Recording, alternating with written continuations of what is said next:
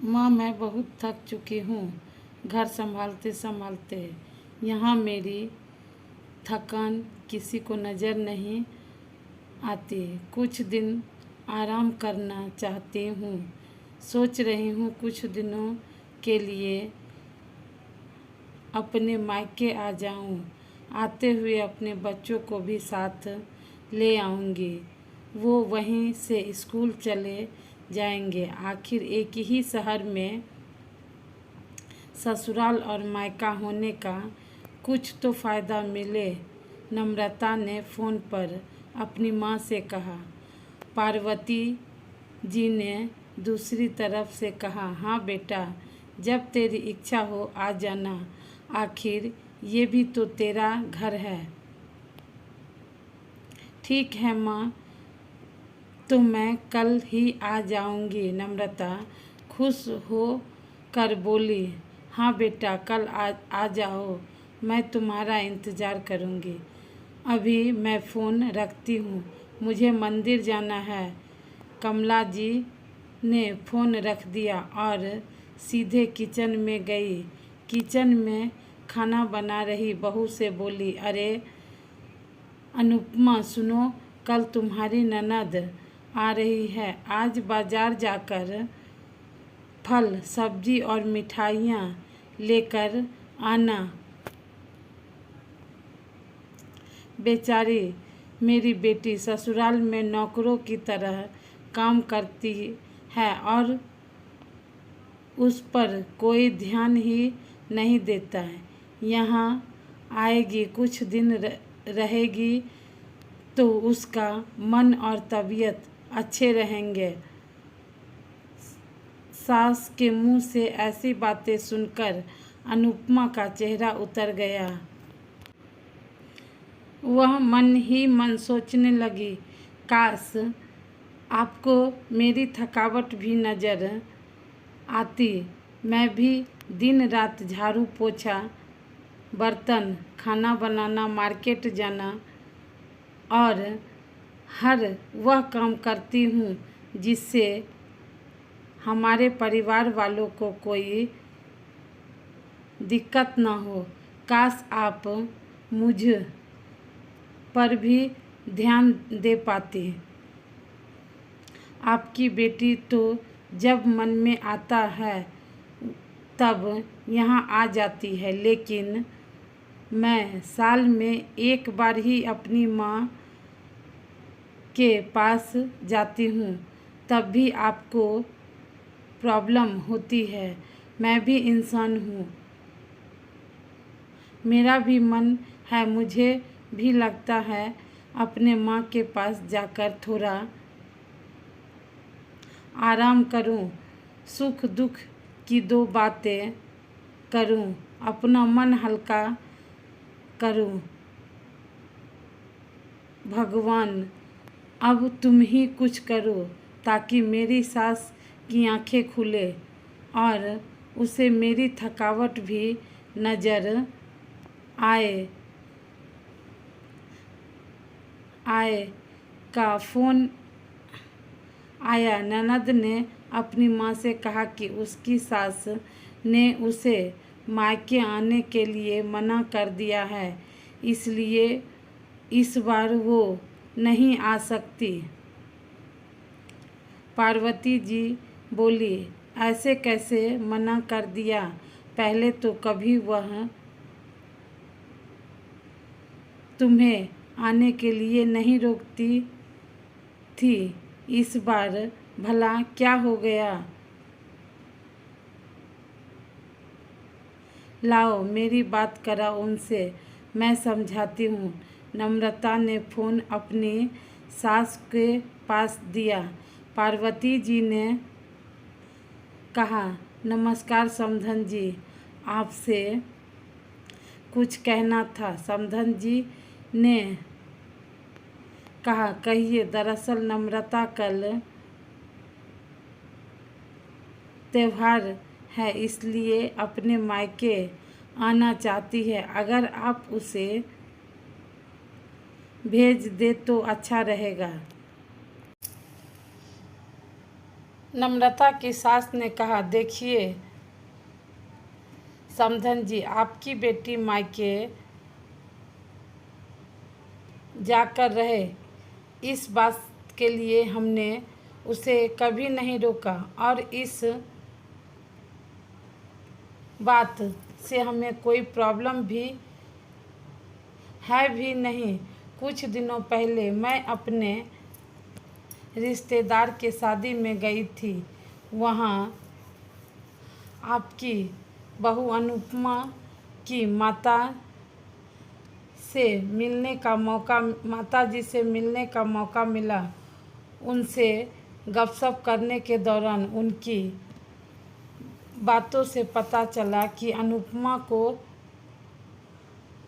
साल में एक ही बार अपने मायके जाने को मिलता है और वह भी बहुत कम समय के लिए।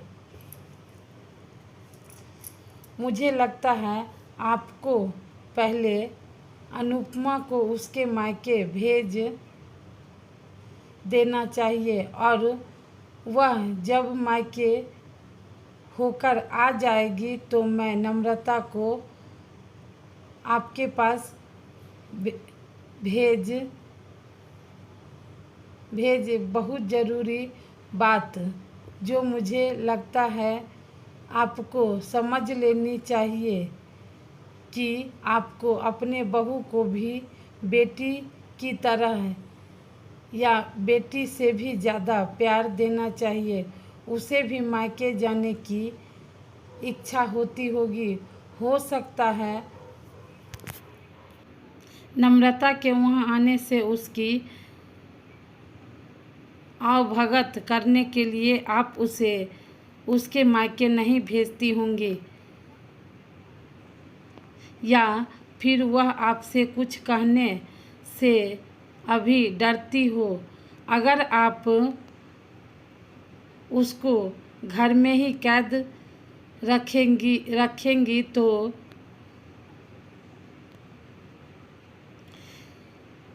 तो एक दिन ऐसा आएगा जब वह आपके खिलाफ बोलने लगेगी, फिर वह आपकी सुनेगी भी नहीं और जब चाहे तब अपने मायके जाएगी।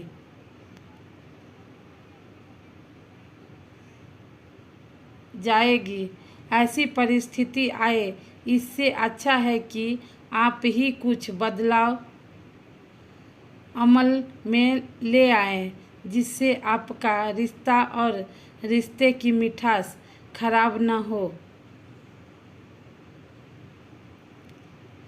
पार्वती को अपने समधन के हर एक शब्द में सच्चाई नजर आई।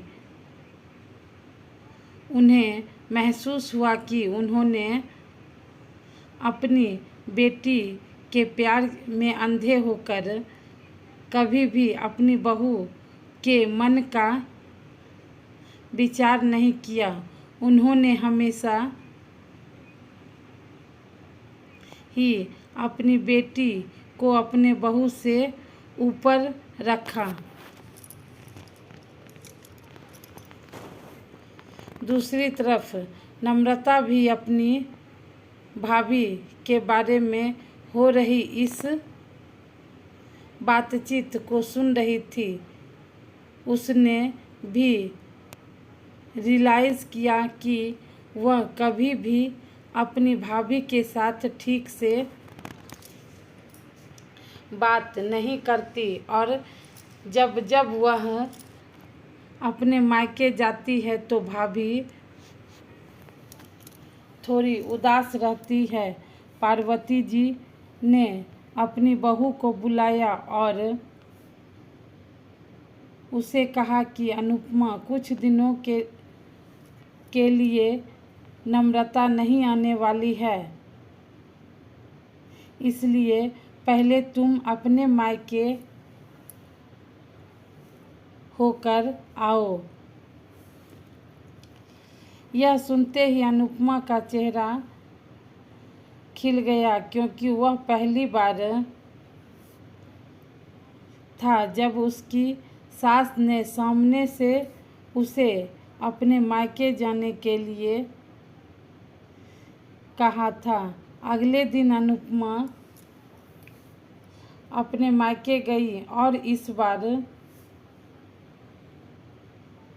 1-2 दिन में नहीं, पूरे हफ्ते भर रह कर आई। अपने माँ बाप से, अपने रिश्तेदारों से मिलकर आई और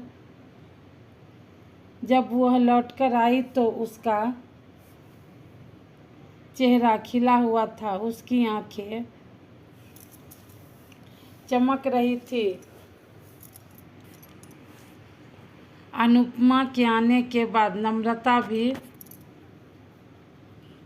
अपने मायके आई और इस बार तो खुद सामने से अपनी भाभी से खुशी खुशी मिली और अच्छे से बात की। नम्रता ने अपनी माँ को बात करके उन्हें भी अच्छे समझने में मदद की कि वह न कहीं अनुपमा के साथ गलत व्यवहार कर रहे थे। दूसरी तरफ अनुपमा अपने ससुराल वालों के बदले रवैया से बहुत खुश थी। अब वह खुशी खुशी सबका ध्यान रखती और हर काम प्यार से करती। वह ध्यान रखती कि कोई भी ऐसी बात या काम न करे जिससे घर में तनाव का माहौल पैदा हो। पार्वती जी ने अपनी बहू को खुद ही समय समय पर मायके भेज दिया करती थी। एक छोटे से बदलाव ने सास बहू और भाभी ननद के बीच की कड़वाहट को दूर कर दिया और रिश्तों को और भी ज़्यादा मीठा और मजबूत कर दिया। दोस्तों, आपको हमारी कहानी कैसी लगी? अगर अच्छी लगी हो तो कहानी को कमेंट करके बताइएगा और लाइक कर दीजिएगा और नए हो तो चैनल को सब्सक्राइब करके बेल को प्रेस कर दीजिएगा ताकि और जो भी कहानी मैं लेके आऊँ उसका अपडेट सबसे पहले आप लोगों तक पहुँचे। और फैमिली और फ्रेंड में शेयर भी करिएगा।